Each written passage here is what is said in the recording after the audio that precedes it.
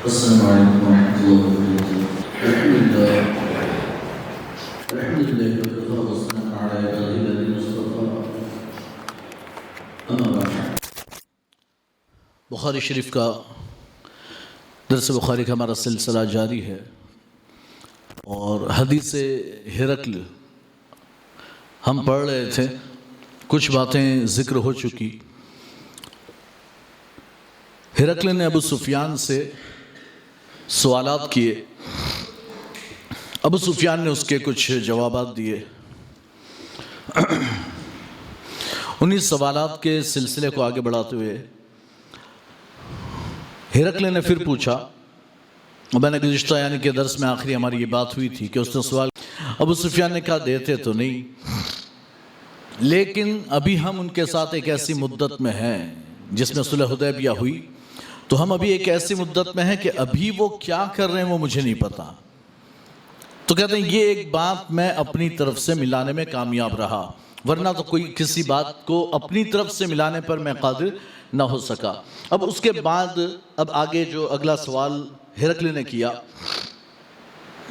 ہرقل کہتا ہے فَهَلْ قَاتَلْتُمُوهُ، کیا تم نے ان سے کبھی جنگ کی ہے؟ هَلْ قَاتَلْتُمُوهُ، کبھی تم نے ان سے جنگ کی ہے؟ قُلْتُ نعم. ابو سفیان کہتا ہے میں نے کہا ہاں ہماری جنگ تو ہوئی ہے. تو ہرقل نے کہا قال فَكَيْفَ، وہ جنگ کیسی رہی؟ جب دونوں کے درمیان تمہارے اور ان کے درمیان جنگ ہوئی تو جنگ کیسی چلی؟ تو یعنی کہ ابو سفیان جواب دیتے ہیں قال قتالکم ایاہ، اس نے پوچھا کہ تمہاری ان سے جنگ کیسے؟ قلت الحرب بیننا وبینہ سجال. ابو سفیان کہتے ہیں ہمارے اور ان کے درمیان جنگ ڈول کی طرح ہے. ڈول، جنگ تو ڈول ہے. اب آج کل ہمیں یہ سمجھ میں آئے نہ آئے کہ جنگ ڈول ہے، لیکن پرانے زمانے کے لوگوں کو سمجھ میں آ سکتا ہے کہ پرانے زمانے میں وہ کنویں ہوتے تھے اور کنووں پر ایک سرکاری ڈول ہوتا، کسی کا پرائیویٹ نہیں، سرکاری ڈول لگا ہوا ہے. تو جو بھی آتا اسی ڈول کو کھینچ کر وہ پانی نکالتا، پانی اپنے برتن میں بھرتا، پھر ڈول وہیں رکھ کر چل دیتا. دوسرا آتا تو وہ لیتا. جب دو تین جمع ہو گئے تو ایک ڈول اس نے کھینچ کر بھرا، دوسرا وہ باری لگا کر کھڑا ہے تو دوسرا وہ بھرے گا، کبھی یہ بھرے گا کبھی وہ بھرے گا، یہ سلسلہ چلے گا. تو کہتے ہیں کہ ہمارے اور ان کے درمیان جنگ جو ہے وہ ڈول کی طرح ہے، کبھی ہم جیت جاتے ہیں تو کبھی وہ جیت جاتے ہیں. اصل میں ہوا تھا کہ جنگ بدر میں حضور یعنی مسلمان جیتے ہیں، فتح ہوئی ہے، اور جنگ احد میں کفار کو فتح ہوئی. جنگ احد میں کفار کو، پھر جنگ خندق میں کفار کو شکست ہوئی، مسلمانوں کو فتح ہوئی. تو یہ تین جنگیں اب تک ہو چکی تھی. تو اسی کا حال بیان کیا کہ ڈول کی طرح ہے، کبھی ہم لے لیتے ہیں کبھی وہ لے لیتے ہیں. حالانکہ مسلمان دو فتح حاصل کر چکے تھے، کافروں کو ایک فتح غزوہ احد میں ملی تھی. تو کہا وہ ڈول کی طرح ہے. ینالو منا وننالو منہ، ہم ان سے لے لیتے ہیں وہ ہم سے لے لیتے ہیں. قال فماذا یامرکم، اب ہرقل نے سوال کیا کہ وہ تمہیں کن چیزوں کا حکم دیتے ہیں. ماذا یامرکم، وہ تمہیں کن باتوں کا کن چیزوں کا حکم دیتے ہیں. قلت یقول، ابو سفیان کہتے ہیں تو میں نے کہا وہ یہ کہتے ہیں اعبدوا اللہ وحدہ ولا تشرکوا بہ شیئا واترکوا ما یقول آباؤکم ویأمرنا بالصلاة والصدق والعفاف والصلہ. ابو سفیان کہتے ہیں میں نے کہا کہ وہ ہمیں حکم دیتے ہیں کہ ہم ایک اللہ کی عبادت کریں. وہ ہمیں حکم دیتے ہیں یأمرنا کیا کہ یقول اعبدوا اللہ وحدہ، تم ایک اللہ کی عبادت کرو، ولا تشرکوا بہ شیئا، اس کے ساتھ کسی کو شریک مت کرو. ولا تشرکوا بہ شیئا، اس کے ساتھ کسی کو شریک مت ٹھہراؤ. یہ اعبدوا اللہ تک تو ٹھیک تھا. اگر صرف حضور یوں کہتے ہیں نا اہل عرب سے، اہل مکہ سے کہ اللہ کی عبادت کرو، تب تو بات بن جانی تھی. اس پر کسی کو اعتراض نہیں. اعبدوا اللہ، اللہ کی عبادت کرو، ہمیں کرتے ہی ہے، اس میں کیا ہے، کرتے ہی ہیں. یہ پرابلم نہیں. پرابلم یہ تھی کہ صرف اسی کی کرو، صرف اسی کی کرو. وَلَا تُشْرِكُوا بِهِ شَيْئًا، اس کے ساتھ کسی کو شریک نہ کرو. پرابلم یہ ہے. پھر ہمارے یہ کہاں جائیں گے؟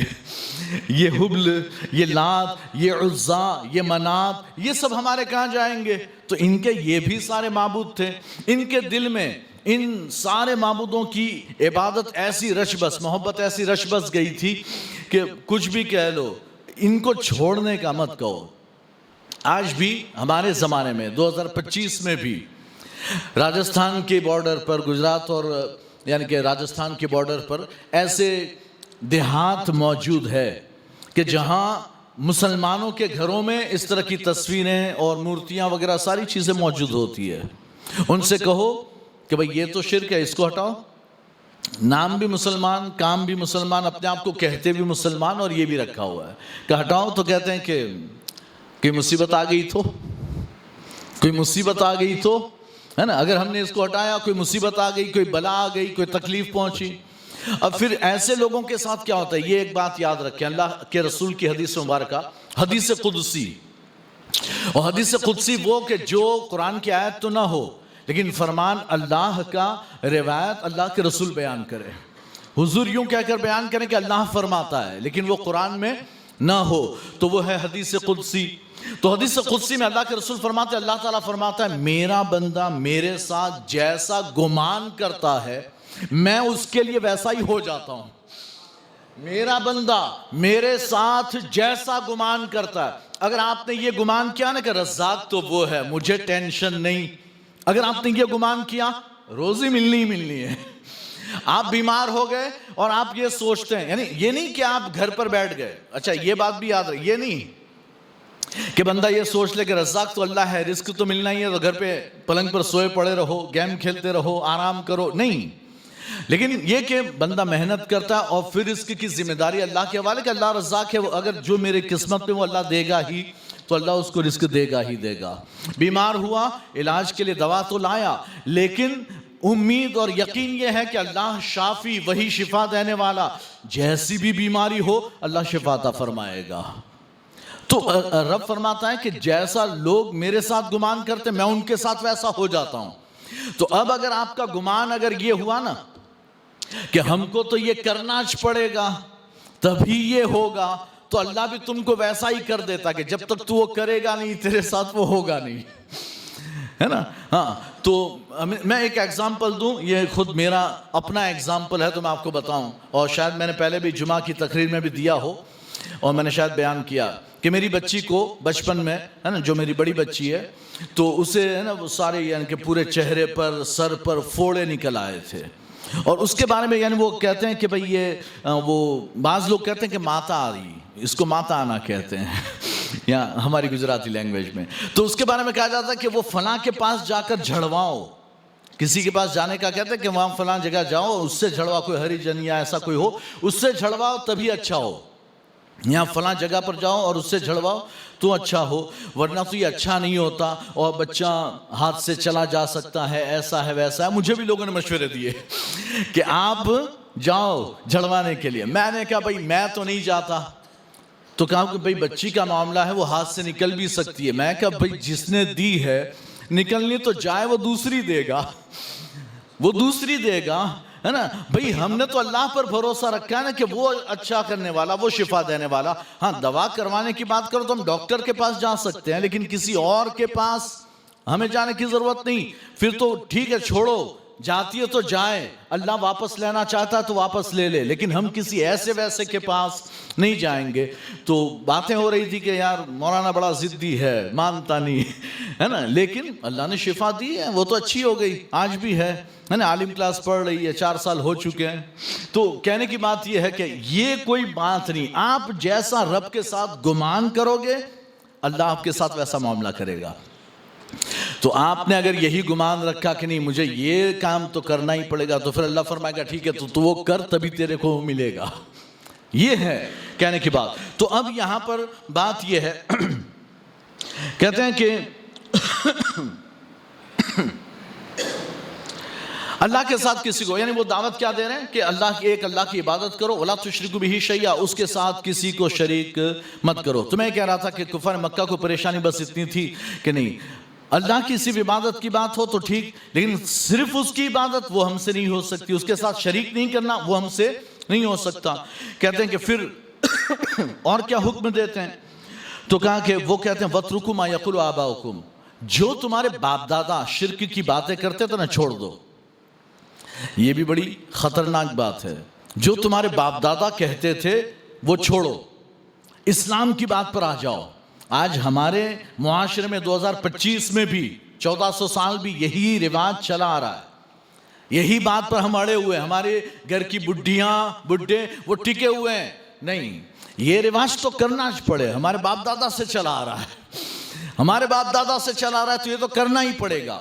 اور اس میں پھر کیسے کیسے یعنی کہ باتیں ہوتی ہیں. مثال کے طور پر اگر فار ایگزامپل ایک آدھ دو بات بتاؤں آپ کو، تو شادی ہے تو وہ دولہے کو کچھ ہاتھ میں باندھا جاتا ہے نا، سپاری وغیرہ اور پتہ نہیں کیا دھاگے باندھے جاتے ہیں، اس کو ہاتھ میں وہ چاقو وغیرہ پکڑائی جاتی ہے تاکہ نظر نہ لگے. پھر اس میں ایک قید یہ کہ وہ اس منڈپ کی حد سے باہر نہیں جا سکتا ورنہ کوئی نقصان ہو جائے گا. ارے بھائی، وہ انسان پہلے بھی جاتا تھا تو کچھ نہیں ہوا، تو اب جائے گا تو کیا ہوگا؟ کوئی پابندی اس پر تو نہیں آئی ہے شریعت کی جانب سے، ہے نا. اور پھر ایسے لوگ یعنی جو یہ مانتے ہیں وہ نہیں کرتے تو ان کو ایسا ہو بھی جاتا ہے، انہیں ہو بھی جاتا ہے. کیوں؟ اس سے کہ اللہ ان کی اس بد اعتقادی میں اضافہ فرماتا ہے، تو اسی میں ڈوبا رہے، تو اسلام پر مت آ، تو اسی میں لگا رہے، ہے نا. تو اسلام پر آنے کا بھئی اللہ نے فرمایا تو بات ختم ہے. میں بھی گیا تھا نالیا مانڈوی نا، ہاں، تو زیارت کا پروگرام تھا، تو میں نے وہاں بتایا اور ایک بات مجھے یاد آ گئی تو میں نے وہ بیان کر دی. میں آپ کو بھی وہ بتا دوں کہ ہمارے مسلمانوں میں ایک رواج یہ بھی، اور وہ کیا، ہمیں حکم ہے قرآن میں اللہ و رسول کی اطاعت کا. اطیعوا اللہ و اطیعوا الرسول و اولی الامر منکم، جو تم میں حکم والے ہیں، علماء ہیں، ائمہ ہیں، ان کا حکم مانو، اللہ کا، اس کے رسول کا اور علماء کا حکم مانو. لیکن ہمارے اندر پھر ایک رواج چلا آیا. وہ کیا؟ یہ ایک اور رواج بتاؤں کہ جب انتقال ہوتا ہے، گھر میں میت ہوتی ہے نا، تو بھائی شادی تھی، اگلے مہینے ہمارے گھر میں شادی تھی، بچے کی، بچی کی، کسی کی، اور پھر ہو گئی میت، دادا کا انتقال، دادی کا انتقال، پردادا پردادی یا نانا نانی کسی کا انتقال ہو گیا، تو پھر کہتے ہیں کہ اب تو 1 سال تک شادی نہیں، 1 سال تک شادی نہیں، کہ بھئی ہمارے گھر میت ہو گئی. بھئی 1 سال کیا ضرورت ہے 1 سال رکنے کی؟ دوسرا پھر یہ کہ عید اگر آ گئی، 2 مہینے بعد عید ہے، تو کہتے ہیں ہمارے یہاں تو ہمارا تو گھر میت کا گھر ہے، تو ہم تو خوشی نہیں منائیں گے، ہم تو نئے کپڑے نہیں پہن سکتے. کیوں؟ میت کا گھر ہے. تو یہ نئے ساری ایجادات ہے. ہمیں حکم کیا ہے؟ اللہ اور رسول کی پیروی کا. اور جب اللہ اور رسول کا حکم آ جائے، آنکھ بند، گردن جھکا کر لبیک کہنا ہے، لبیک کہنا ہے. تو اللہ کے رسول نے فرمایا کہ جب کسی کا انتقال ہو جائے گھر میں، یعنی کسی آدمی کا انتقال ہو، تو صرف عورت یعنی کہ بیوی کے لیے حکم ہے کہ وہ 4 مہینہ 10 دن سوگ منائے گی، اچھا کپڑا نہیں پہنے گی، سجے گی سنورے گی نہیں، ہے نا، وہ سر میں تیل بھی نہیں ڈالے گی، وہ سر میں کنگھی بھی نہ کرے، یہ حکم ہے. وہ سجے گی سنورے گی نہیں، کاجل نہیں لگائے گی، بنگڑی نہیں پہنے گی، وہ کچھ اچھے کپڑے نہیں پہنے گی، وہ ٹھیک ہے. 4 مہینہ 10 دن کس کے لیے؟ عورت کے لیے. سرکار نے فرمایا، سرکار فرماتے اور دوسرے لوگ صرف 3 دن سوگ منا سکتے ہیں. کتنے دن؟ 3 دن کا سوگ، 3 دن سے زیادہ نہیں. تو میں نے وہاں پر میں نے اس کا نام یعنی پروگرام کا اس لیے لیا حوالہ کہ میں نے وہاں کہا کہ اگر چوتھا دن ہو نا، چوتھا دن اور عید ہو، تو جان بوجھ کر نئے کپڑے پہنو. اگر کوئی کہے یا میت ہوئی اور نئے کپڑے، کہ اللہ کے رسول کے حکم پر پہنے ہیں، یہ بتانے کے لیے پہنو کہ ہم اللہ اور رسول کا حکم ماننے والے، ہم یہ ہے نا. اگر شادی ہے، بھائی ابھی 2 دن بعد شادی تھی اور میت ہو گئی گھر میں، تو کہتے ہیں کہ ٹھیک ہے 3 دن کے بعد چوتھے دن شادی کرو. حالانکہ 3 دن میں بھی کرنے میں کوئی مسئلہ نہیں، لیکن شریعت نے اجازت دی سوگ منانے کی. کتنے دن؟ 3 دن. تو چوتھے دن تو اسپیشل آپ کو نئے کپڑے سلا کر پہن لینے ہیں، تاکہ لوگ دیکھیں اور پوچھیں. اور بھائی دیکھیں گے نا لوگ کہ نئے کپڑے، ابھی اس کے گھر میت ہوئے، نئے کپڑے پہن کر گھوم رہا ہے، پوچھیں گے نا. اور جب پوچھیں تو کہو اللہ اور اس کے رسول کے حکم کو ماننے کے لیے نئے کپڑے پہنے ہیں. اس لیے پھر ہے نا، جب 4 مہینہ 10 دن ختم ہوتا ہے تو ہمارے یہاں رواج کیا ہے کہ وہ عورت کے گھر والے آتے ہیں اور اس کو 1 دن لے جاتے گھر. بھئی یہ لے جانا کوئی ضروری فرض واجب کچھ بھی نہیں، لیکن وہ یہ بتانے کے لیے لے جاتے ہیں کہ اب عورت باہر نکل سکتی ہے، سفر کر سکتی ہے، اب اچھا کپڑا پہن سکتی ہے، اب چوڑیاں پہن سکتی ہے، اب وہ سج سنور سکتی ہے، اب وہ سر میں تیل ڈال سکتی ہے، کنگھی کر سکتی ہے. یہ سب بتانے کے لیے اسے لے جاتے ہیں. لیکن وہ سب سائیڈ میں رکھ دیا، صرف 1 دن لے جاتے ہیں واپس چھوڑ دیتے ہیں. یا ایک ہفتہ لے جائیں اور واپس چھوڑ دیں، لیکن اس کو رکھتے ویسے ہی ہیں کہ نہیں تجھے تو تیرا شوہر مر گیا، تجھے تو ایسے ہی رہنا، اب بنگڑی مت پہننا، ہے نا. اگر اس نے پہنی، تو نے بنگڑی پہنی، تیرے شوہر کا انتقال نہیں ہو گیا؟ ابھی ہو گیا، 4 مہینہ 10 دن ختم، اب تو سجنا ہے اللہ اور رسول کے حکم پر، اللہ اور رسول کے حکم پر. تو کہنے کی بات یہ ہے کہ یہ ہے کہ اللہ اور رسول کا حکم آ جائے، بات ختم ہو جانی چاہیے. پھر ہم سر جھکا کر لبیک کہیں، بھئی ہاں ہمیں منظور ہے، ہمیں قبول ہے. ہم اپنے باپ دادا والی نہیں چلائیں گے، ہم اللہ اور رسول والی چلائیں گے. یہ بات تو کہتے ہیں کہ وَاتْرُكُوا مَا يَقُولُ آبَاؤُكُمْ، جو تمہارے باپ دادا کہتے تھے سب چھوڑ دو. ان کے باپ دادا کی ایک بات قرآن میں اللہ نے بیان فرمائی، وہ کیا؟ یہ جب حج کرتے تھے نا، حج ہے نا، تو حج کرنے کے موقع پر یہ اپنے گھر سے نکلتے تھے دروازے سے، لیکن جب واپس آتے تھے نا تو پیچھے کی دیوار توڑ کر آتے تھے، اور اسے بھی عبادت کا کام سمجھتے تھے کہ یہ بھی عبادت ہے. اللہ نے قرآن میں ان کی وضاحت فرمائی کہ بھئی یہ کوئی عبادت نہیں، دروازے بدل کر آنا، دیوار توڑ کر آنا، یہ عبادت نہیں. عبادت یہ ہے کہ تم تقوی اختیار کرو، عبادت یہ ہے کہ تم تقوی اختیار کرو. کہتے ہیں آگے پھر دوسرا کیا حکم دیتے ہیں؟ کہتے ہیں وَيَأْمُرُونَ بِالصَّلَاةِ، ہمیں نماز پڑھنے کا حکم دیتے ہیں. یأمرنا بالصلاۃ، ہمیں نماز کا حکم دیتے ہیں. والصدق والعفاف، ہمیں سچ بولنے کا حکم دیتے ہیں. ہمیں پاک دامنی اختیار کرنے کا حکم دیتے ہیں. پاک دامنی کیا؟ یعنی کہ ہم کوئی بدکاری نہ کریں، گناہ کے کام نہ کریں، اپنے آپ کو بچا کر رکھیں. یہ ہے عفاف، پاک دامنی. تو ہمیں سچ بولنے اور پاک دامنی کا حکم دیتے ہیں. والصلۃ، اور ہمیں رشتہ داروں کے ساتھ اچھا سلوک کرنے کا حکم دیتے ہیں، صلہ رحمی کا حکم دیتے ہیں. یہ تو آج کل ہمارے زمانے میں بہت ضروری ہے، صلہ رحمی. کہ ہماری سب سے زیادہ اگر دشمنی نفرت اگر ہوتی ہے تو اپنے رشتہ داروں سے.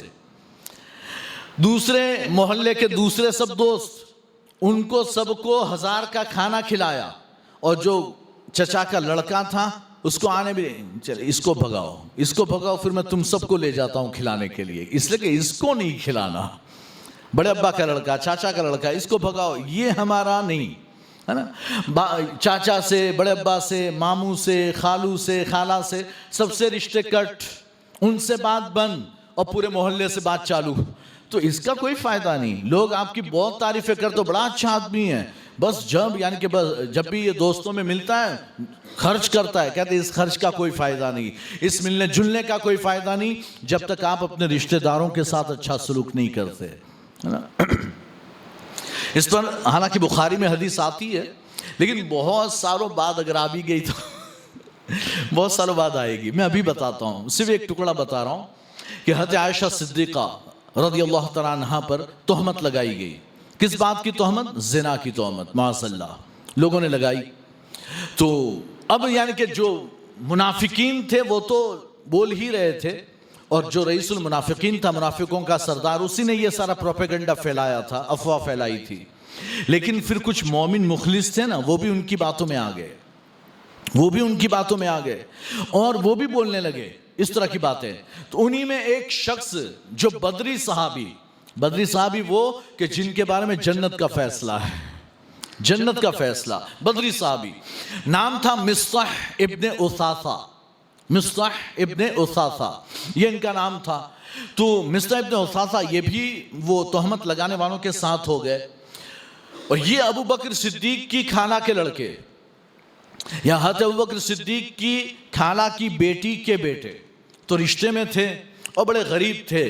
تو صدیق اکبر ان پر خرچ کرتے تھے، یعنی کہ مہینے کا خرچہ دیا کرتے تھے. ابو بکر صدیق جب اس معاملے میں ملوث ہوئے، اور اللہ نے قرآن پاک میں دیکھیں، جب تک قرآن کی آیت نازل نہیں ہوئی نا، صدیق اکبر نے کچھ نہیں کہا. لیکن جب قرآن کی آیتیں نازل ہوئی، سورہ نور کی 17 آیتیں حضرت عائشہ صدیقہ کی برات میں نازل ہوئی کہ وہ پاک ہیں، جو بھی ایسا کہہ رہے ہیں وہ سب جھوٹے ہیں، ہے نا. قرآن میں حضرت عائشہ صدیقہ کی برات کا نزول سورہ نور میں ہوا. جب قرآن کی آیتیں نازل ہو گئی کہ وہ پاک، وہ بری، وہ بے گناہ، تو صدیق اکبر نے قسم کھائی، اللہ کی قسم اب میں مصطح پر کچھ خرچ نہیں کروں گا، اللہ کی قسم میں اب مصطح پر کچھ خرچ نہیں کروں گا. قسم کھا لی، اللہ کی قسم کھائی. اللہ نے فوراً کچھ دنوں بعد نہیں، اللہ نے فوراً قسم کھاتے ہی اللہ کے رسول پر آیت نازل فرمائی. قرآن میں آج بھی وہ آیت موجود کہ وَلَا يَأْتَلِ أُولُو الْفَضْلِ مِنْكُمْ، تم میں جو اہل فضل ہیں، جو احسان کرنے والے لوگ ہیں، تم میں سے جو فضل والے اور احسان کرنے والے لوگ، لا یأتلی، ان کو قسم نہیں کھانی چاہیے. انہیں قسم نہیں کھانی چاہیے. کس بات کی؟ کہ وہ نیک کام نہیں کریں گے، وہ نیک کام نہیں کریں گے، وہ جو خرچ کر رہے ہیں وہ نہیں کریں گے. ان کو یہ قسم نہیں کھانی چاہیے. کیا وہ یہ پسند نہیں کرتے کہ اللہ ان کی مغفرت فرما دے؟ کیا وہ پسند نہیں کرتے کہ اللہ ان کی بخشش فرما دے، مغفرت فرما دے؟ تو حضرت ابو بکر نے جیسے ہی آیت سنی، آپ نے کہا ہاں کیوں نہیں، میں پسند کرتا ہوں کہ اللہ میری مغفرت فرما دے. میں پسند کرتا ہوں. یعنی سمجھ گئے کہ آیت میرے بارے میں آئی ہے. کہا ہاں میں پسند کرتا ہوں کہ اللہ میری مغفرت فرمائے. کہتے انہوں نے اپنی قسم توڑی، قسم کا کفارہ ادا کیا. 3 روزے قسم کا کفارہ، تو 3 روزے آپ نے رکھے، قسم کا کفارہ ادا کیا اور مصعب ابن اساسہ پر خرچ دوبارہ شروع کر دیا ہے. میں صرف یہ بتانا چاہتا ہوں، یہ ہے رشتہ داری نبھانے کا صلہ. رشتہ دار کچھ بھی کر لیں، آپ نبھاؤ، اللہ اسی کے صدقے آپ کی مغفرت فرما دے گا. ہم لوگ کیا کہتے ہیں، وہ میرے ساتھ ایسا کرتا ہے، اس نے ویسا کیا، اس نے ایسا بولا، وہ ویسا کیا. ہم یہ سوچ کر اور یہ بول کر ہم رشتہ داریاں توڑتے ہیں. ہم ایسا، اللہ کے رسول فرماتے ہیں کہ صلہ رحمی، رشتہ داری نبھانا یہ نہیں کہ وہ تمہارے ساتھ نبھائے تو تم اس کے ساتھ نبھاؤ. رشتہ داری نبھانا یہ ہے کہ وہ تم سے توڑے تم اس سے جوڑ لو، وہ تم سے توڑے تم اس سے جوڑ لو. یہ ہے رشتہ داری نبھانا، اور اس پر اللہ جنت عطا فرماتا ہے. تو کہتے ہیں وہ ہمیں صلہ رحمی کا، رشتہ دار سے یعنی کہ حسن سلوک کا حکم دیتے ہیں. فقال للترجمان، تو اب یہ باتیں 10 سوال تھے، 10 سوال کے جواب ابو سفیان نے دیے. تو اب سوالات ختم، کہتے ہیں فقال للترجمان، تو ہرقل بادشاہ نے اپنے ٹرانسلیٹر سے کہا، اب اس سے کہا قل لہو، اب اس کو بول، ان کو بتاؤ. اب یعنی وہ تبصرہ شروع کر رہا ہے، جوابات کا جائزہ. تو کہتے ہیں قل لہو، ان سے کہو سألتک عن نسبہ، ان سے کہو کہ میں نے تم سے ان کے نسب کے بارے میں پوچھا. فقلت، تو تم نے کہا، فذکرت انہ فیکم ذو نسب، تو تم نے بتایا کہ وہ تمہارے درمیان عالی نسب، سب سے بلند و بالا نسب والے. فَكَذَلِكَ الرُّسُلُ، نبی اور رسول ایسے ہی ہوتے ہیں. ہرقل کہہ رہا ہے نبی اور رسول ایسے ہی ہوتے ہیں. ہاں، کہتے ہیں کہ تُبْعَثُ فِي نَسَبِ قَوْمِهَا، کہ وہ اپنی قوم کے اعلیٰ نسب میں مبعوث کیے جاتے ہیں. یہ ہرقل نے اس پر جواب دیا.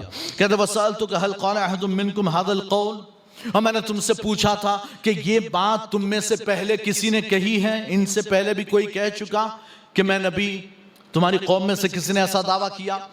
کہتے فذکرت اللہ، تو تم نے کہا نہیں. فقلتو، تو میں نے اپنے دل میں کہا، فقلتو، تو میں کہتا ہوں لو کان احد قال هذا، اگر کوئی ایسا ہوتا، تم کہتے کہ ہاں اس سے پہلے فلاں نے کہا تھا، تو اگر کوئی ایسا ہوتا، میں یہ کہتا ہوں اگر کوئی ایسا ہوتا جس نے یہ بات کہی ہوتی تو میں کہہ دیتا کہ لقلت رجل یأتسی بقول قیل قبلہ، تو میں کہہ دیتا کہ یہ ایک ایسا آدمی ہے جو اپنے پہلے کہی ہوئی بات کی پیروی کر رہا ہے. اس سے پہلے جس آدمی نے کہا تھا اسی کی سن کر اس نے بھی کہہ دی. میں یہ کہتا، لیکن تم نے تو کہا کہ تمہاری قوم میں، تمہارے یہاں کسی نے اس طرح کی بات کبھی کہی نہیں، یہ نیا آدمی ہے جس نے نئی بات کی ہے نا. تو یہ بھی نہیں کہہ سکتا کہ اس نے کسی سے سن کر کہہ دیا. کہتے ہیں کہ وَسَأَلْتُكَ هَلْ كَانَ مِنْ آبَائِهِ مِنْ مَلِكٍ، میں نے تم سے پوچھا تھا کہ کیا ان کے باپ داداؤں میں کوئی بادشاہ تھا، تو تم نے کہا فذکرت اللہ، تو تم نے بتایا کہ نہیں. قلتو، میں کہتا ہوں فلو کان من آبائہ من ملکن، میں یہ کہتا ہوں کہ اگر اس کے باپ داداؤں میں، ان کے باپ داداؤں میں کوئی بادشاہ ہوتا، قلتو، تو میں کہہ دیتا رجل یطلب ملک ابیہ، کہ یہ ایک ایسا آدمی ہے جو اپنے باپ دادا کی حکومت واپس لینا چاہتا ہے. اس طرح کے ڈھونگ اس لیے کر رہا ہے کہ وہ اپنے باپ دادا کی حکومت واپس لینا چاہتا ہے. جو اس کے باپ کی حکومت، باپ داداؤں میں کوئی بادشاہ تھا، اس کی حکومت چلی گئی، تو کہتا ہے وہ واپس لینا چاہتا ہے، اس لیے اس نے یہ سارے کام دھندے شروع کیے ہیں. لیکن تم نے کہا ایسا بھی نہیں ہے، باپ داداؤں میں کوئی بادشاہ بھی نہیں تھا. کہتے وَسَأَلْتُكَ هَلْ كُنْتُمْ تَتَّهِمُونَهُ بِالْكَذِبِ قبل ان یقول ما قال، میں نے تم سے پوچھا کہ یہ جو انہوں نے دعویٰ کیا نبوت کا، اس نبوت کے دعوے سے پہلے کیا کبھی تم نے ان پر جھوٹ کی تہمت لگائی، الزام لگایا کہ یہ جھوٹے ہیں؟ فذکرت اللہ، تو تم نے بتایا کہ نہیں۔ فقد اعرف انه لم يكن ليذر الكذب على الناس ويكذب على الله، کہتے تم نے بتایا کہ نہیں وہ لوگوں کے ساتھ انہوں نے کبھی جھوٹ نہیں کہا۔ کہتے میں سمجھ گیا، عارف تو میں سمجھ گیا کہ جو لوگوں کے ساتھ جھوٹ نہیں بولتا وہ اللہ کے ساتھ کیسے جھوٹ بولے گا؟ جو لوگوں کے ساتھ جھوٹ، یعنی انسان ہم جیسا ہے، وہ بھی انسان، آپ بھی انسان، کہتے ہیں انسانوں کے ساتھ اس نے کبھی جھوٹ نہیں بولا تو وہ اللہ پر کیسے جھوٹ بول دے گا، جھوٹی بات منسوب کر دے گا۔ کہتے وَسَأَلْتُكَ أَشْرَافُ النَّاسِ يَتَّبَعُوهُ أَمْ ضُعَفَاؤُهُمْ، میں نے تم سے پوچھا کہ کیا جو تمہارے بڑے ہیں وہ ان کی پیروی کرتے ہیں یا جو کمزور لوگ ہیں وہ ان کی پیروی کرتے ہیں؟ تو تم نے بتایا، کہتے ہیں کہ فَذَكَرْتَ أَنَّ ضُعَفَاؤُهُمْ اتَّبَعُوهُ، تو تم نے بتایا کہ ان میں جو کمزور ہیں وہ ان کی پیروی کرتے ہیں۔ وَهُمْ أَتْبَاءُ الرُّسُلِ، یہ نبیوں اور رسولوں کے پیروکار ایسے ہی ہوتے ہیں۔ ہرقل کہتا ہے نبیوں اور رسولوں کے پیروکار ایسے ہی ہوتے ہیں، وہ کمزور ہوتے ہیں۔ آپ پوری ہسٹری اٹھا کر دیکھ لو کہ جب بھی کسی نبی، کوئی بھی نبی اور رسول آئے، انہوں نے نبوت اور رسالت کا اعلان کیا تو جو اسٹارٹنگ میں جو پیروکار ہوں گے وہ کمزور ہوں گے، وہ کمزور ہوں گے۔ پاورفل لوگ پیروی نہیں کرتے، وہ ویٹ کرتے، ویٹ یعنی ان کا ایک فارمولا ہے، ویٹ اینڈ واچ، انتظار کرو دیکھو کہ کیا ہوتا ہے۔ اگر پٹری یعنی کہ اگر گاڑی ادھر کامیابی کی طرف گئی تو ہم بھی پیچھے ہو جائیں گے، اور اگر ناکام ہوئی، فیل ہوئی تو ہم تو پہلے ہی سے بچے ہوئے ہیں۔ تو ان کا فارمولا یہ ہوتا ہے کہ ویٹ اینڈ واچ، انتظار کرو دیکھو کہ معاملہ کیا ہوتا ہے، پھر جو ہوگا۔ اور جو کمزور ہوتے ہیں ان کا یہ معاملہ نہیں ہوتا، کمزور بالکل یا تو فٹ یعنی ہو جائیں گے کہ بھائی ٹھیک ہے مان لیا، یا تو فائٹ، یا تو فٹ اینڈ فائٹ، یا تو فٹ ہو جائیں گے یا فائٹ کریں گے، یا تو نہیں مانیں گے یا سیٹ ہو جائیں گے، مان لیں گے، دو میں سے کوئی ایک۔ وہ انتظار نہیں کرتے، اور جو مالدار بڑے لوگ ہوتے ہیں وہ انتظار کرتے ہیں۔ تو کہتے ہیں کہ رسولوں کے پیروکار ایسے ہی ہوتے ہیں، کمزور ہوتے ہیں۔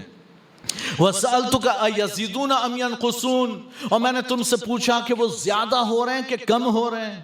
فَذَكَرْتَ أَنَّهُمْ يَزِيدُونَ، تو تم نے بتایا کہ وہ بڑھتے ہی جا رہے ہیں، تم نے بتایا کہ وہ زیادہ ہی ہوئے جا رہے ہیں، بڑھتے جا رہے ہیں۔ وَكَذَلِكَ أَمْرُ الْإِيمَانِ، کہتے ایمان کا معاملہ کچھ ایسا ہی ہوتا ہے، ایمان بڑھتا جاتا ہے، بڑھتا جاتا ہے، بڑھتا جاتا ہے، اور کتنا بڑھتا ہے؟ حَتَّى يَتِمَّ، یہاں تک کہ ایمان مکمل ہو جاتا ہے۔ ایمان بڑھتا جاتا ہے، بڑھتا جاتا ہے، یہاں تک کہ مکمل ہو جاتا ہے، اور جب وہ کمال کو پہنچتا ہے نا تو پھر اس کے بعد ساری کائنات اسے ماننا شروع کرتی ہے، وہ بڑھتا ہی جاتا ہے جب تک کہ مکمل ہو جاتا ہے۔ کہتے وَسَأَلْتُكَ أَيَرْتَدُّ أَحَدٌ سَخَطَةً لِدِينِهِ، میں نے تم سے پوچھا تھا کہ کیا ان کے دین کو ناپسند کر کے کوئی ان کے دین سے پھرا، بعد ان يدخل فيه، اس میں داخل ہونے کے بعد، اسلام میں داخل ہونے کے بعد اس کو لگا کہ یہ بیکار دین ہے، ناپسند آیا اور وہ پلٹ گیا، ایسا ہوا؟ فذکرت اللہ، تو تم نے کہا کہ نہیں۔ وَكَذَلِكَ الْإِيمَانُ، ایمان کا معاملہ ایسا ہی ہوتا ہے، حین تخالط بشاشتہ، کہتے ہیں ایمان کا معاملہ ایسا ہی ہوتا ہے جب اس کی بشاشت یعنی اس کی وہ کیا کہتے ہیں حلاوت، اس کی مٹھاس جب دل میں بس جاتی ہے نا تو اس کی گردن کاٹ دو، وہ ایمان نہیں چھوڑتا، پھر اسے ستاؤ، مارو، پیٹو، کچھ بھی کرو، وہ ایمان نہیں چھوڑتا۔ ایمان ہوتا ہی ایسا ہے کہ جس نے اس کی حلاوت چکھ لی، جس نے اس کی مٹھاس چکھی، وہ پھر ایمان نہیں چھوڑتا۔ کہتے ہیں کہ وَسَأَلْتُكَ، اچھا اس پر اب یعنی کہ پھر آگے اور سوال بھی ہے اور اس کے جواب بھی، بات ہماری ختم ہو رہی ہے۔ آخری بات بتاتا ہوں اس بات پر کہ جب ایمان رچ بس جاتا ہے نا، دل میں آ جاتا ہے، اس کی حلاوت بندہ پا لیتا ہے، تو پھر وہ کسی حال میں نہیں چھوڑتا۔ تو اسی پر آپ دیکھیں کہ حضرت بلال حبشی کو مارا پیٹا گیا، حضرت عثمان کو ستایا گیا، حضرت ابوبکر صدیق کو مارا گیا، بہت سوں کو یعنی کہ ستایا گیا، غلاموں کو مارا پیٹا گیا، حضرت زنیرہ کو کتنا مارا گیا، میں نے جمعہ میں شاید بیان کیا تھا، اتنا مارا گیا کہ آنکھیں چلی گئی، آنکھوں کی بینائی چلی گئی، اور لوگ تانے مارتے تھے کہ ہمارے معبودوں کو چھوڑا نا، اس کے لیے اندھی ہو گئی۔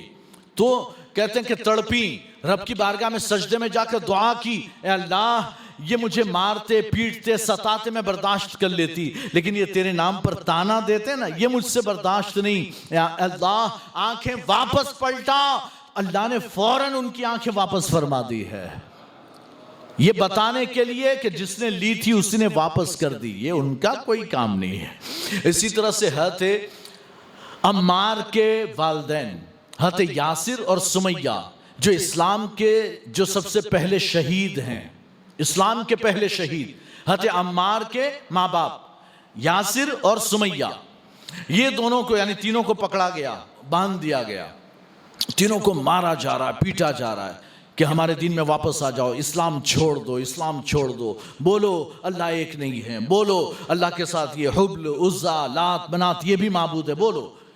اور وہ کہہ نا احد اللہ احد، اللہ ایک ہے، اللہ ایک ہے، ہم نہیں چھوڑتے اسلام، ہم اسلام نہیں چھوڑتے۔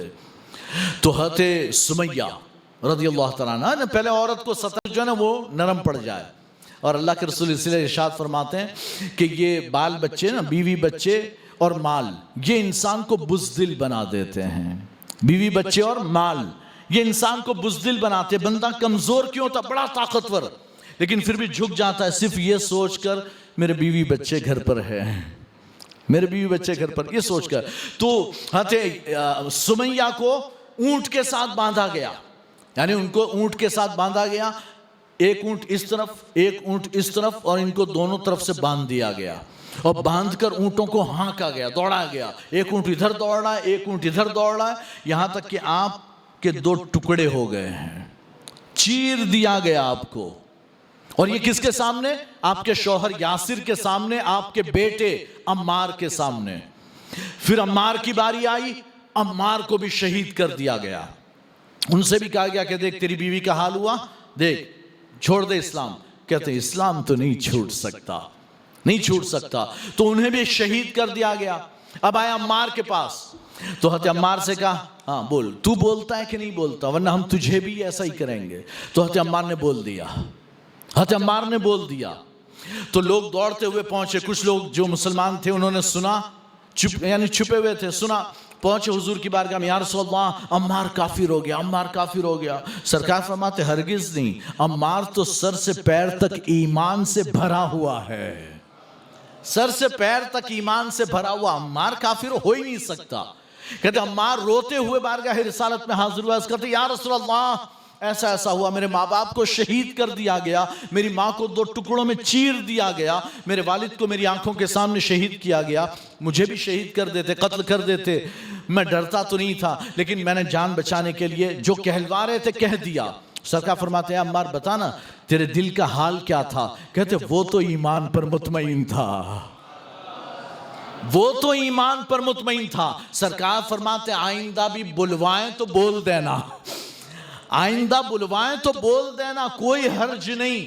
تو اسلام نے ہمیں دو آپشن اور دو راستے دیے ہیں، دو راستے دیے، اگر چاہو تو اس راستے عزیمت کا راستہ اختیار کرو، یا عزیمت کا وہ راستہ کہ جان دے دو، جان دے دو۔ تو شہادت کا سب سے اعلیٰ مقام ایک شرابی بندہ، شرابی جس نے کبھی مسجد کا دروازہ نہ دیکھا ہو، شرابی ہو، گنہگار ہو، اور بالکل کوئی نیک عمل نہیں، لیکن کبھی وہ یعنی کہ اس حال میں کہ اللہ کے نام پر اسے مار دیا گیا نا، اللہ کے نام پر، تو وہ شہید اتنا اعلیٰ درجہ کہ 5 وقت کا نمازی بھی اس کا درجہ نہ پا سکے گا، اتنا اعلیٰ مقام۔ تو کہتے ہیں یہ عظیمت کی راہ، ہو جاؤ شہید اللہ اور اس کے رسول کے نام پر، لیکن وہ نہ کہو جو کہلوا رہے ہیں۔ تو شہادت کا مقام، اور اگر کہہ دیا، شریعت نے اجازت دی، دل مطمئن، اور کہہ دیا جان بچانے کے لیے، کہتے اجازت ہے، یہ ہے رخصت کا راستہ، اور اس میں بھی کوئی حرج نہیں ہے جبکہ ہمارے دل میں ایمان صحیح سلامت ہے۔ بہرحال تو یہ تعریف بیان کی، ہرقل نے بھی اس بات کو مانا کہ بات واقعی یہ ہے کہ جب ایمان دل میں رچ بس جاتا ہے تو پھر اس کے بعد وہ کوئی بندہ اسے چھوڑتا نہیں ہے، ایمان نہیں چھوڑتا، پھر اس کے ساتھ جو بھی ہو جائے۔ اللہ تعالی ہمیں بھی ایسا ایمان نصیب فرمائے۔ السلام علیکم ورحمۃ اللہ وبرکاتہ۔